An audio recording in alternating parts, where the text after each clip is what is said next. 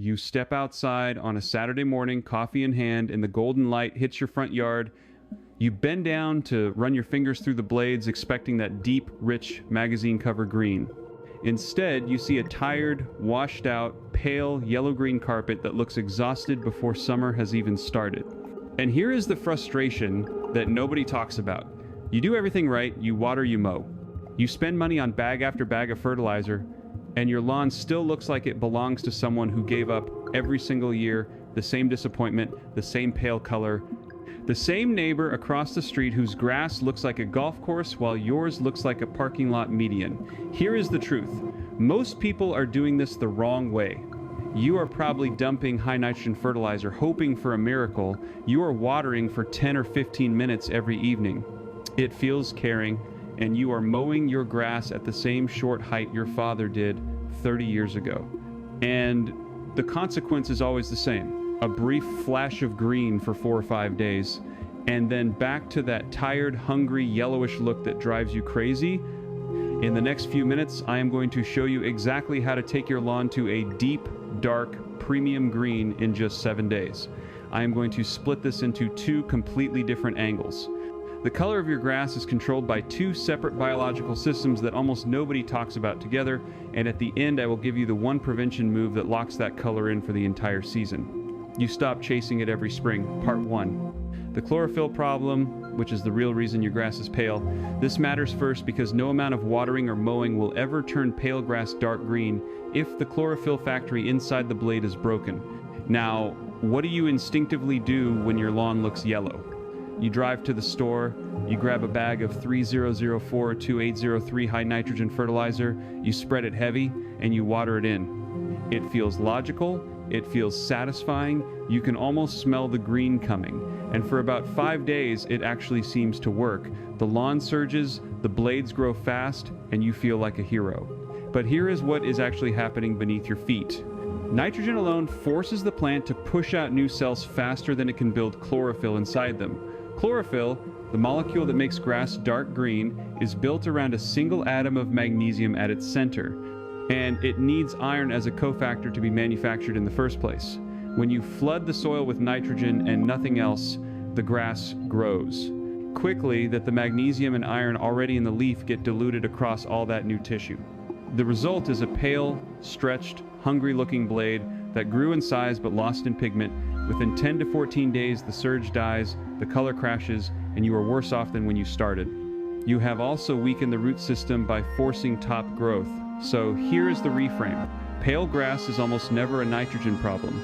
It is an iron and magnesium problem dressed up as a nitrogen problem. Now, the correct method, from simplest to most advanced. The simplest move, and the one that gives you that 7-day transformation, is a liquid iron application. You want chelated iron, specifically ferrous sulfate or an iron EDDHA blend, mixed at roughly 2 ounces per gallon of water and sprayed across 1,000 square feet of lawn. Iron does not make the grass grow faster, it makes the chlorophyll already inside the blade darker. More efficient, and you will literally see the color shift within 72 hours with full effect by day 7. The next step up is to add Epsom salt, which is magnesium sulfate, at a rate of 3 tablespoons per gallon mixed into that same iron spray. The magnesium plugs directly into the chlorophyll molecule and deepens the green further. The most advanced version is what professionals call a foliar cocktail. Iron, magnesium, a small amount of nitrogen at around 0.25 pounds per 1,000 square feet, and a wetting agent or a few drops of dish soap so the spray actually sticks to the waxy surface of the blade instead of rolling off.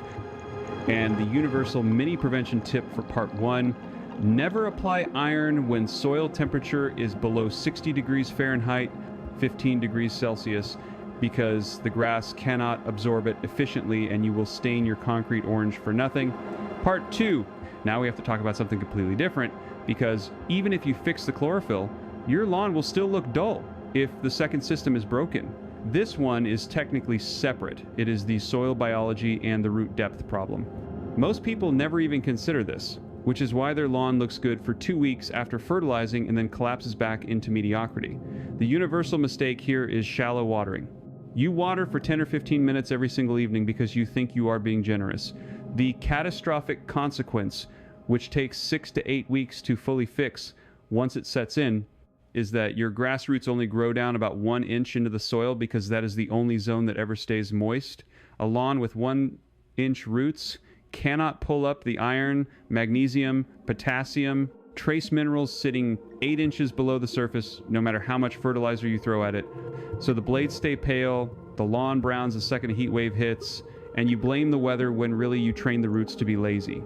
Most people think more frequent watering means a healthier lawn, but actually less frequent and far deeper watering is what builds the dark green color, because deep roots reach the mineral-rich subsoil where iron and magnesium naturally accumulate.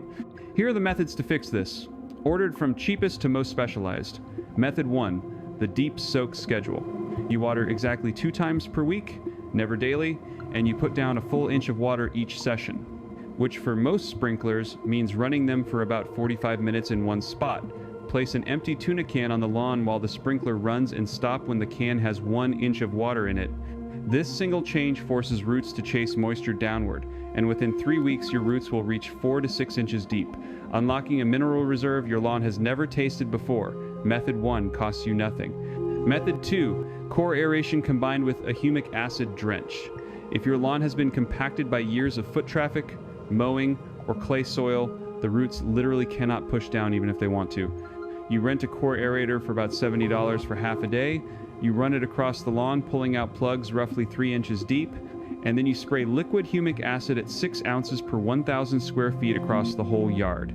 Humic acid is a carbon-rich organic compound that feeds soil, microbes, and chelates locked up minerals in the soil, meaning it grabs the iron and magnesium that are chemically bound to clay particles and makes them available to the roots. Within 14 days, the soil biology wakes up, the roots dive into the new air channels, and the color deepens from the inside out. Method 3, the most specialized, is a kelp and fulvic acid foliar feed applied every 2 weeks. Kelp extract contains over 60 trace minerals plus natural plant hormones called cytokinins that signal the grass to thicken its cell walls, produce more chlorophyll per blade. Fulvic acid, which is a smaller molecule than humic acid, carries those nutrients directly through the leaf cuticle into the plant tissue. You mix 1 ounce of liquid kelp and 0.5 ounces of fulvic acid per gallon. Spray it in the early morning or late evening when temperatures are below 80 degrees Fahrenheit.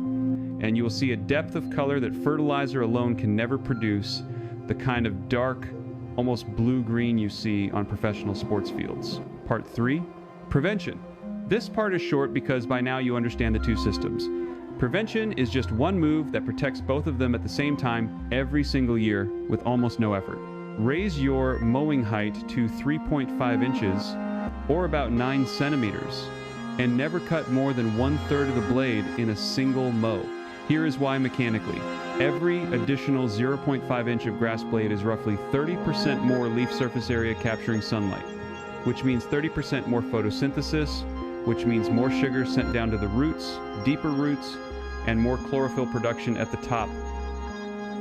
Taller grass also shades the soil surface, dropping soil temperature by as much as 10 degrees Fahrenheit on a hot day, which prevents moisture loss and stops weed seeds like crabgrass from germinating because they need direct sunlight on bare soil to sprout.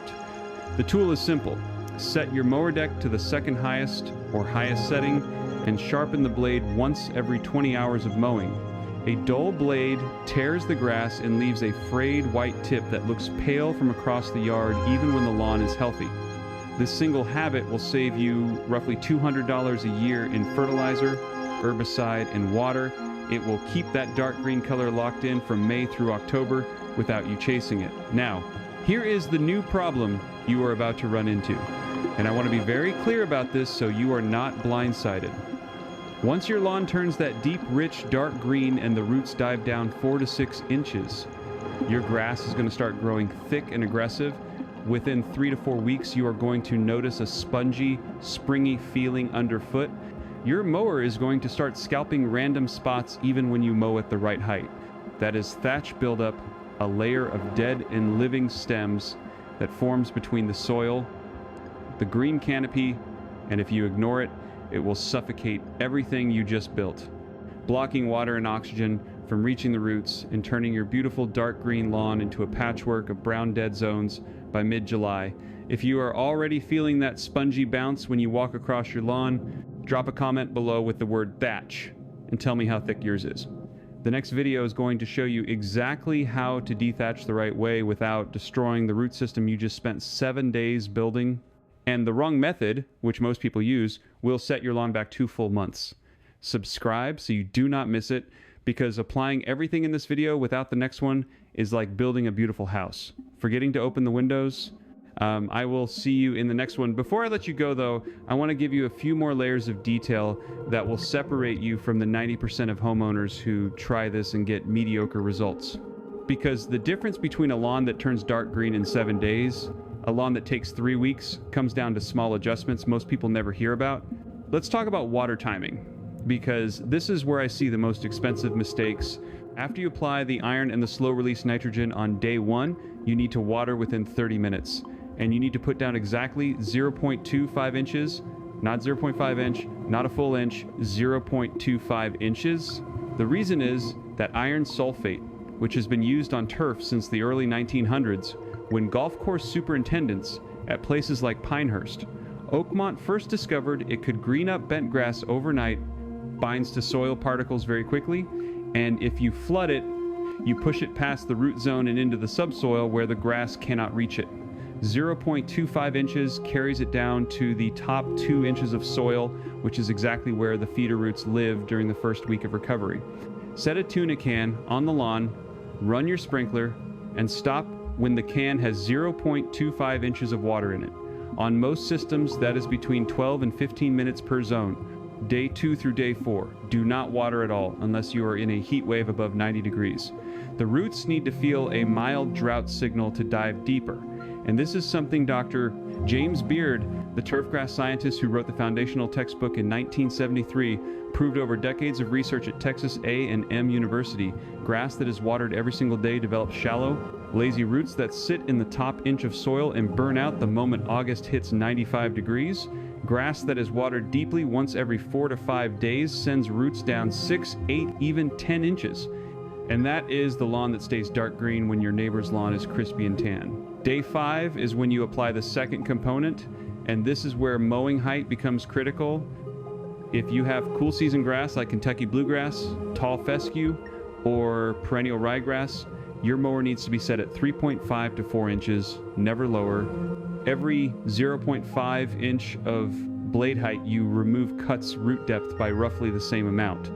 A 1-to-1 ratio that the University of Maryland Extension has documented since the 1980s. If you have warm season grass like Bermuda or Zoysia, you mow shorter, around 1.5 to 2 inches, but you mow more frequently, every 4 days instead of every 7. And here is the counter argument I hear constantly. People tell me they have tried iron before. It did nothing, or it turned their concrete driveway rust orange and made a mess. Both of those problems come from using the wrong form.